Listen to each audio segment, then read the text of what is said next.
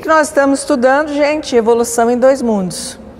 A primeira parte do livro, que o livro contém duas partes, nós vimos que era evolução na Terra, como se dava a evolução na Terra, e a última aula finalizamos com o desenvolvimento da religião durante toda a evolução do homem na Terra, como se deu o desenvolvimento da religião.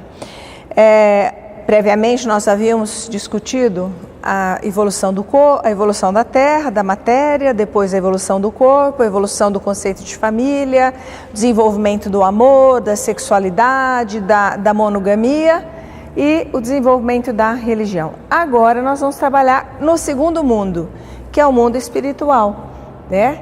Então nós temos aí dos livros da série André Luiz, nós estamos no 10º livro e nós começaremos hoje na segunda parte com a primeira aula, a alimentação dos desencarnados, ok? Completando aí 60 anos do livro, foi publicado, né, psicografado em 1958, nós estamos em 2018, completando então 60 anos do livro Evolução em Dois Mundos. E no quesito alimentação dos desencarnados, como é que os desencarnados se alimentam? Porque nós saímos aqui muitas vezes da Terra com aquela fome gostosa que a gente sente, né? Com aquele prazer enorme de se alimentar, comidas bastante saborosas que nós temos aqui. Quando passamos para lá, será que nós esquecemos de como se alimenta? Como é que funciona isso? Então, este capítulo, essa segunda parte do livro, melhor dizendo, o Espírito André Luiz trabalha as questões ligadas a perguntas e respostas, diferente da primeira parte, em que ele apresentava o conteúdo como um todo. Então, a primeira pergunta desse novo segmento é: como se verifica a alimentação dos espíritos desencarnados?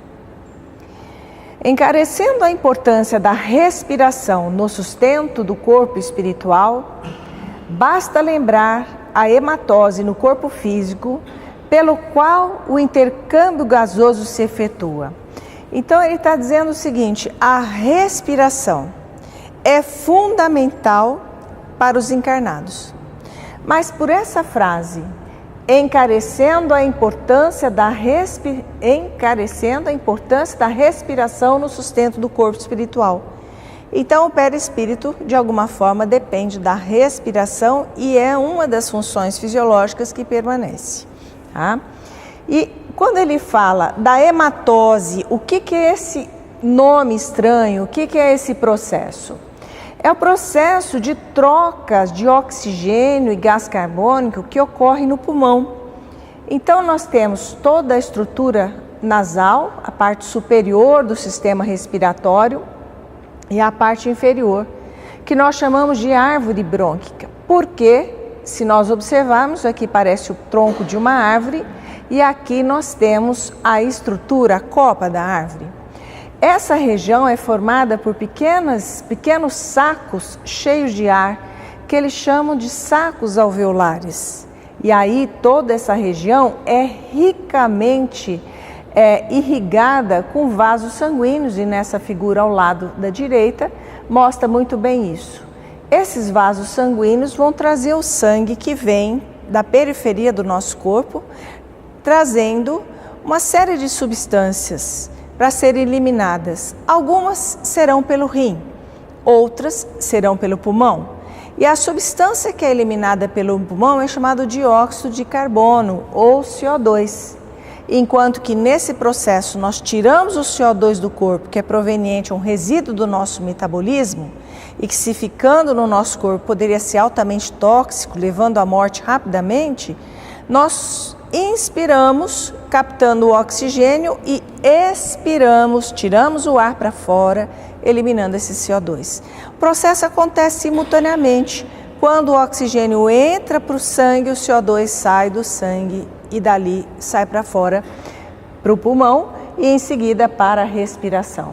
Então o ar entra, chega até esse alvéolo, o CO2 que chegou no sangue, ele pula para dentro do alvéolo, se difunde, né, a expressão correta, O CO2 sai do capilar para dentro do alvéolo, né, do vaso sanguíneo, e o oxigênio, ao contrário, sai do alvéolo e entra para o interior do vaso sanguíneo.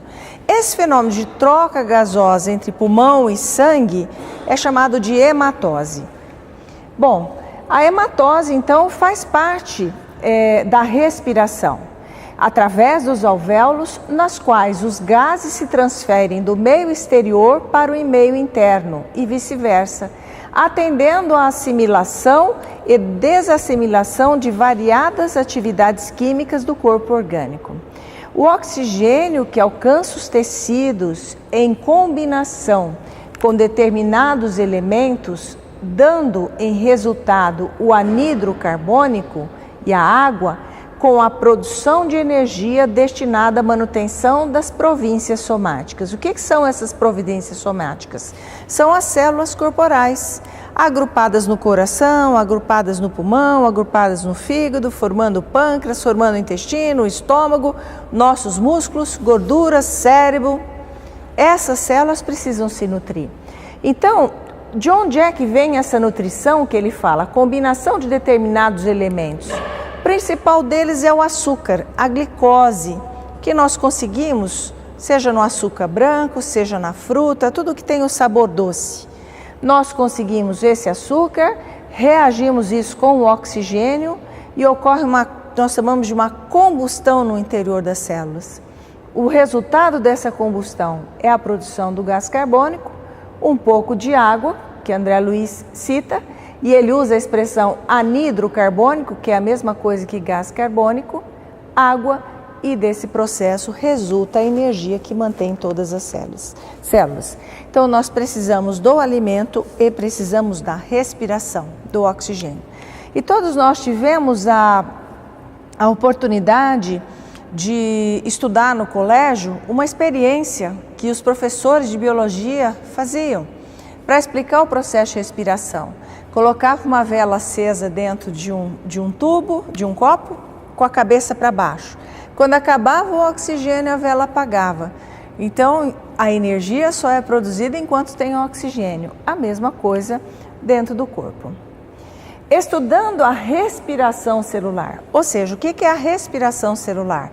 Esse processo de pegar o alimento, o oxigênio, queimar para produzir uma energia que vai movimentar o corpo.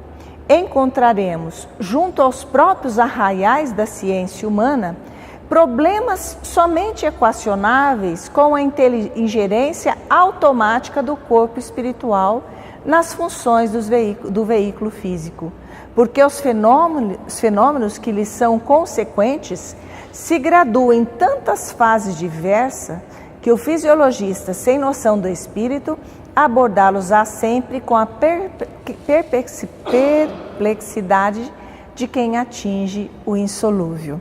Então, o que ele está querendo nos dizer? Que os mecanismos são tão complexos que eles são gerados, na realidade, pelo corpo espiritual. E cada vez que um fisiologista descobre o mecanismo, ele fica fascinado pela precisão desse mecanismo. E quando nós falamos no esquema de produção de energia corporal, em todo o contexto orgânico, eu posso dizer para vocês que nós temos mais de 1000 reações químicas dentro da célula envolvidas nesse processo. Recentemente, uma amiga me mandou uma figura do que é chamado mapa metabólico. Olha, siga a seta e você se perde seguindo a seta, porque é uma infinidade. O quadro tem mais ou menos uns 60, 70 por 1 metro, com uma letrinha que precisa de uma lupa para enxergar, com todas as reações metabólicas. Uma coisa fascinante, como é que alguém conseguiu decifrar e colocar aquilo num quadro. Mas diariamente nós estamos fazendo descobertas com o funcionamento do nosso corpo.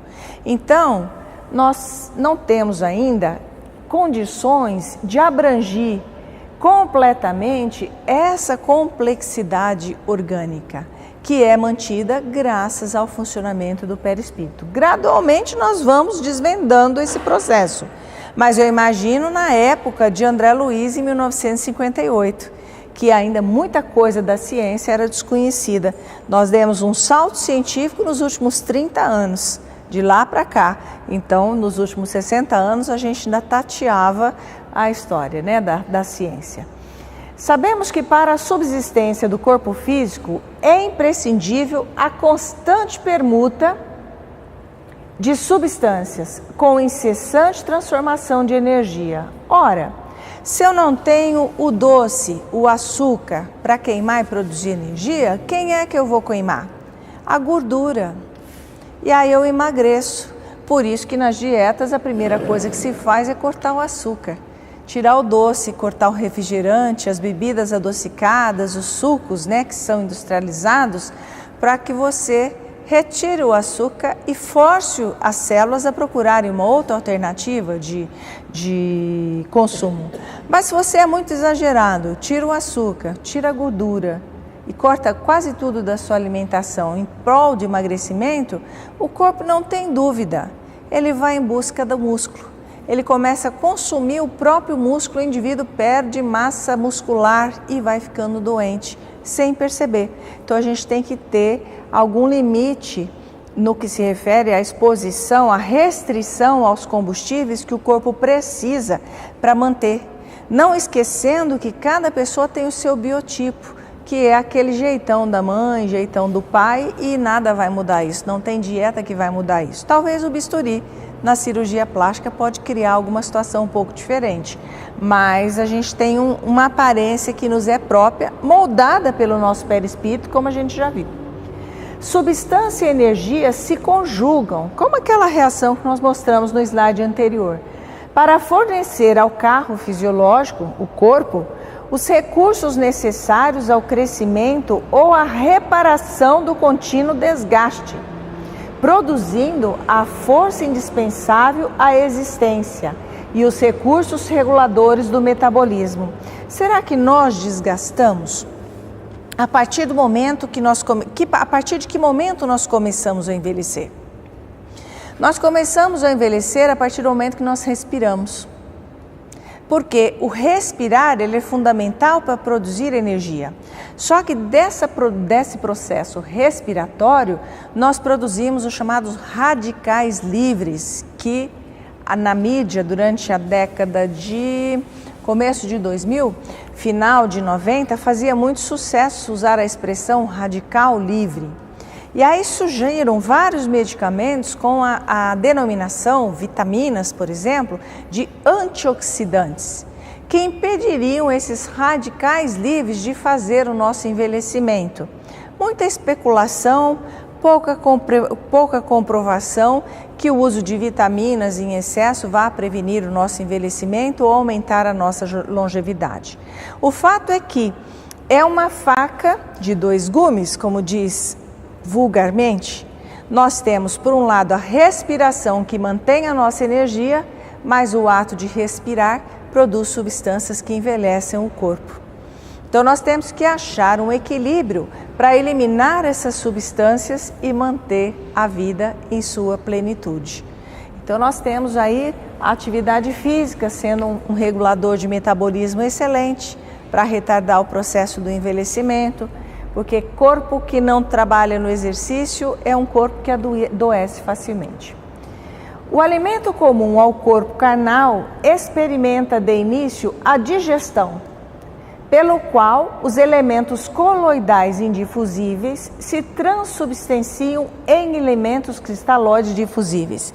O que o André Luiz está tentando nos explicar com essa história? Quando você pega um pedaço de pão e todos vão para casa com essa missão, vocês vão pegar um pedaço de pão, e especialmente o miolo, vão colocar na boca e mastigar 15 minutos. E aí na próxima aula vocês vão me contar qual é o sabor que tinha esse pão. Depois de 15 minutos mastigando esse pão, você vai sentir o sabor doce na boca. Ou seja, a molécula do pão, da farinha que foi utilizada para fazer esse pão, é uma molécula muito grande, complexa. E o processo de mastigação permite um contato contínuo com as enzimas da saliva que vão quebrando essa molécula e liberando o açúcar, e o pão vai ficando doce. Então, essa molécula inicial grande não pode ser absorvida. O nosso corpo não consegue absorver. Quando eu como um pedaço de carne, eu vou triturando com os dentes, e todo mundo deveria triturar com os dentes o máximo possível os alimentos. Infelizmente isso não acontece. Nós jogamos então um alimento triturado no estômago, e o estômago vai liberar ácidos, liberar enzimas digestivas que irão picotar esse pedaço de carne. Já está macerado pelo dente, esmagado, mas vão transformar em elementos que não podiam ser absorvidos em elementos que são absorvidos. Outra hora eu como um óleo, um azeite, uma gordura, que toda refeição praticamente tem. Nós vamos ver que no estômago não vai acontecer nada com a gordura, nem na boca. Mas quando chega no intestino, a gente tem a bile, que vem lá do fígado, que mexe com essa gordura e facilita a quebra da molécula. Tanto que quando o meu fígado não está bom, eu não suporto nem ouvir falar em feijoada. Torresmo, então, nem pensar, porque quando lembro, já enjoa. Por quê? O fígado é fundamental para digerir esse tipo de situação. Então, nós vamos usar os alimentos comuns e transformá-los em substâncias que são difusíveis para dentro da nossa circulação, convertendo-se ainda em matérias, convertendo-se ainda as matérias complexas em matérias simples, acessíveis à absorção, a que se sucede a circulação dos valores nutrientes, suscetíveis de aproveitamento pelos tecidos, seja em regime de aplicação imediata, seja no de reserva, destinando-se os resíduos à expulsão natural. O que é destinando-se à reserva? É óbvio, se eu comer uma bela de uma picanha, chegar agora à noite em casa, pegar uma picanha, comer aquele churrascão e pegar de sobremesa um quindim, não satisfeito, comer um segundo quindim, meu fígado vai trabalhar com isso, vai depositar um pouco desse material no próprio fígado, vai depositar um pouquinho no músculo e o restante ele converte em gordura e armazena. E aí eu vou engordar. Engordar é uma forma de armazenar substrato, porque quando a gente não tem, a gente consome essa gordura. Então aquilo que eu não aproveito de imediato, eu ponho no sistema de reserva corporal. E aí os resíduos vão ser expulsos naturalmente, seja os resíduos do tubo gastrointestinal, as cascas das frutas, seja através da urina ou seja através da respiração, que nós vamos perder essas substâncias. A ciência terrena não desconhece que o metabolismo guarda a tendência de manter-se constante, em estabilidade constante. Tanto assim que reconhecidamente a despesa de oxigênio e o teor de glicemia em jejum revelam quase nenhuma diferença dia a dia. Peguei aqui para vocês uma figura lá do Dr. Moreira Júnior, no site dele, mostrando a glicemia de um paciente, ou seja, o que ele tem de açúcar no sangue, no dia que eu comecei a observar, 120 dias depois, 240 dias depois, 360 dias depois, basicamente constante. Meu organismo trabalha no sentido de manter uma constância, ele não gosta muito de variar o meu corpo, tá certo? Mas ele vai ajustar o metabolismo de acordo com o que você oferecer. É que o corpo espiritual, comandando o corpo físico, sana espontaneamente, quando harmonizado em suas próprias funções, todos os desequilíbrios acidentais nos processos metabólicos, presidindo as reações no campo nutritivo comum.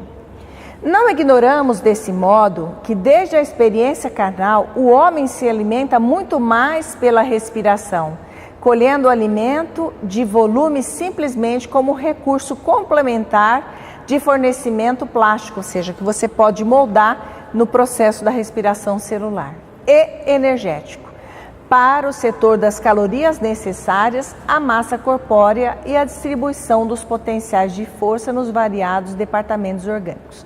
Então, o corpo físico, ele depende muito mais do oxigênio do que dos nutrientes.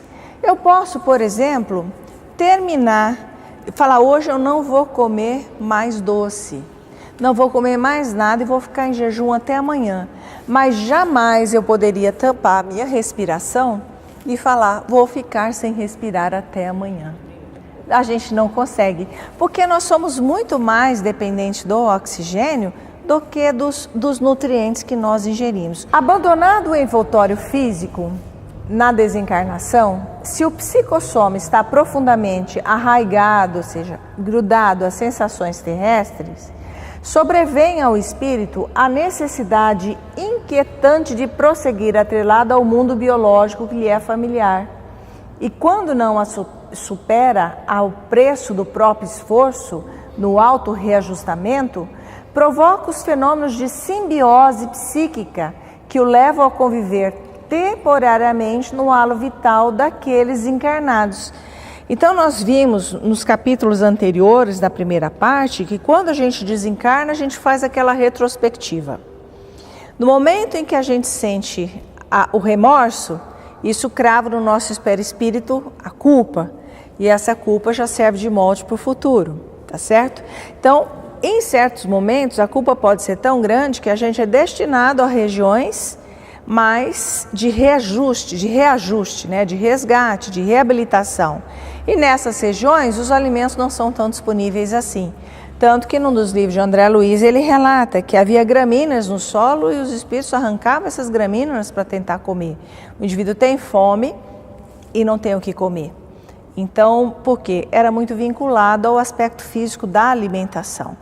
E aí, nessas zonas, vamos dizer assim, purgatoriais ou de reajustamento, o indivíduo acaba fazendo, então, o que ele fala aqui. Quando ele não supera o preço do esforço próprio no reajustamento, ou seja, nessas regiões especializadas, provoca os fenômenos de simbiose psíquica. O que era a simbiose que a gente viu lá nos capítulos anteriores? Tinha a simbiose útil e a parasita.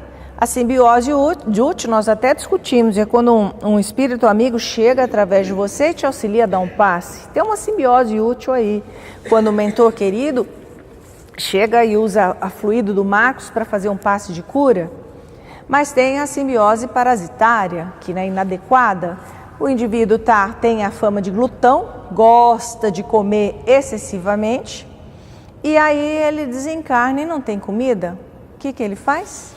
Ele se aproxima de alguém que gosta de comer e aí dá aquela fome voraz no encarnado e ele não consegue se desvincular, e o outro, aproximando-se do halo vital daqueles encarnados com os quais se afine, começa um processo de obsessão espetacular. Na maioria das vezes, os desencarnados em crise dessa ordem são conduzidos pelos agentes da bondade divina aos centros de reeducação no plano espiritual, onde encontram alimentação semelhante à da terra.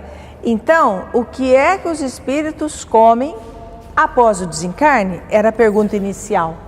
Vão encontrar alimentação semelhante à terra, porém fluídica. Imagine uma sopa, alguma coisa mais leve.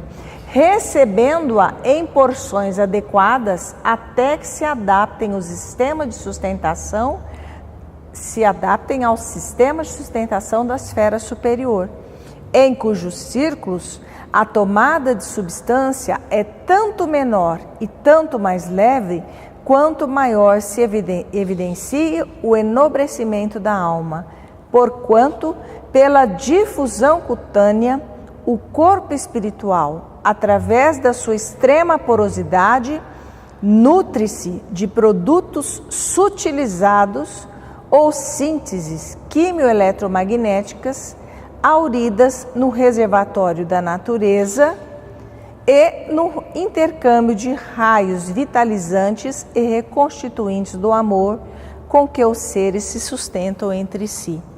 Então, à medida que nós vamos evoluindo, cada vez mais é menor a necessidade de alimentos e vai se tornando cada vez mais fluida até o ponto da gente se nutrir da energia amorosa. Essa alimentação psíquica, por intermédio das projeções magnéticas trocadas entre aqueles que se amam, é muito mais importante que o nutricionista do mundo possa imaginar, de vez que por ela se origina a ideal euforia orgânica e mental da personalidade.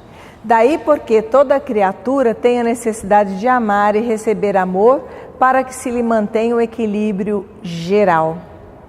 Não só nos desencarnados, mas os encarnados também. Quando a gente tem amor, tudo fica equilibrado, né? Até a alimentação. Agora, perdeu o namorado, ou não come nada, emagrece vários quilos, ou come tudo e engorda um monte de quilo, né? De qualquer modo, porém, o corpo espiritual, com alguma provisão de substância específica, ou simplesmente sem ela, quando já consiga valer-se apenas da difusão cutânea, então pelos poros que o corpo espiritual tem, para refazer seus potenciais energéticos, conta com os processos da assimilação e da desassimilação dos recursos que lhe são peculiares, não prescindindo do trabalho de exudação dos resíduos pela epiderme ou pelos emunctórios, ou seja, que são órgãos excretores normais. Então, o corpo espiritual absorve pela parte cutânea, mas dependendo do estágio evolutivo, ele vai trabalhar esse material e produzir elementos que precisam ser excretados pelos umectórios, né? Que são emunctórios, né? Que são os órgãos excretores normais, que a forma dos órgãos excretores nossos não desaparece. Então, eles absorvem os nutrientes, trabalham esses nutrientes no corpo perispiritual e excreta tanto pelos poros que absorveram, através provavelmente de uma sudorese espiritual, né? E pelos órgãos excretores normais. Compreendendo-se, no entanto, que pela harmonia de nível nas operações nutritivas e pela essencialização dos elementos absorvidos, não existem para o veículo psicossomático determinados excessos e inconveniências dos sólidos e líquidos da excreta comum.